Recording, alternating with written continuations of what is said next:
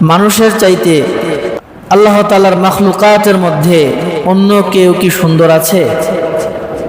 কথা বলবেন, কেউ আছে নাকি? আল্লাহ তাআলা সূরা ৩-এর ৪ নম্বর আয়াতের মধ্যে স্পষ্ট করে বলে দিয়েছেন, লাকাদ খালাকনাল ইনসানা ফি আহসানি তাকওয়িম। আমি আল্লাহ মানুষকে সবচেয়ে সুন্দর আকৃতি দিয়ে সৃষ্টি করেছি। পড়েন সুবহানাল্লাহ। মানুষের চাইতে সুন্দর আকৃতি অন্য কোনো মাখলুকের নাই। আল্লাহ তাআলা আবার এই মানব জাতিকে সৃষ্টি করেছেন দুইটা জেন্ডার দিয়ে। কয়টা জেন্ডার? দুইটা লিঙ্গ আল্লাহ তাআলা দান করেছেন। একটা হলো মেল আর একটা হলো ফিমেল, পুরুষ এবং নারী, ঠিক কিনা? এই দুইটা জাত মিলেই মানুষ। তবে কোনো কোনো সময় তার ব্যতিক্রম ঘটে যায়, তৃতীয় লিঙ্গের মানুষ আমরা দেখতে পাই। এটা আল্লাহ তাআলার কুদরত, ক্ষমতা।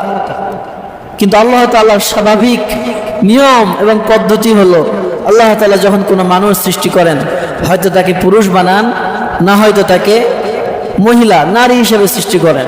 আল্লাহ তাআলা সূরা নিসার প্রথম আয়াতের মধ্যে বলেছেন, ইয়া আইয়ুহান নাসু তাকু রাব্বাকুমুল্লাযী খালাকাকুম মিন নাফসিন ওয়াহিদা ওয়া খালাকা মিনহা যাওজাহা ওয়া বাসসা মিনহুমা রিজালান কাসীরান ওয়া নিসাআ। সুবহানাল্লাহ। হে মানব জাতি, তোমরা তোমাদের সেই রবকে ভয় করো যিনি তোমাদের সবাইকে একজন থেকে সৃষ্টি করেছেন। সুবহানাল্লাহ। এই পৃথিবীতে যে কোটি কোটি মানুষ, সবাই আসছে কয়জন থেকে? একজন থেকে। আমি তোমাদেরকে একজন মানুষ থেকে সৃষ্টি করেছি। ওই একজন থেকে তার স্ত্রী এবং এই উভয়জন থেকে আমি আল্লাহ তাআলা পৃথিবীতে অসংখ্য নরনারী সৃষ্টি করে দিয়েছি। পড়েন সুবহানাল্লাহ। আমার প্রিয় ভাইয়েরা, তো আল্লাহ তাআলা মানব জাতিকে দুই ক্যাটাগরিতে সৃষ্টি করলেন, পুরুষ জাতি এবং নারী জাতি।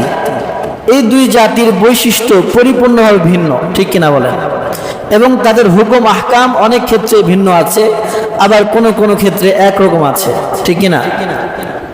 এজন্য নারীদের চলাফেরা, কথাবার্তা, উঠা বসা কি পুরুষদের মতোই নাকি ভিন্ন আছে?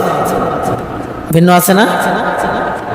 পুরুষের কথাবার্তা, চলাফেরা, উঠা বসা এটা ভিন্ন রকম, নারীদের চলাফেরা, উঠা বসা এটা ভিন্ন রকম। দুই জাতির বেশভূষা, চলাফেরা, কথাবার্তা কখনো একরকম হতে পারে না। হতে পারবে নাকি? হতে পারবে না। পুরুষের ভিন্ন রকম পোশাক রয়েছে, নারী জাতির ভিন্ন রকম পোশাক রয়েছে, নাকি একই রকম পোশাক? একরকম পোশাক হতে পারে না। এজন্য রাসূল সাল্লাল্লাহু আলাইহি সাল্লাম বললেন যে আল্লাহ তাআলা নারী জাতিকে এবং পুরুষ জাতিকে আলাদা আলাদা করে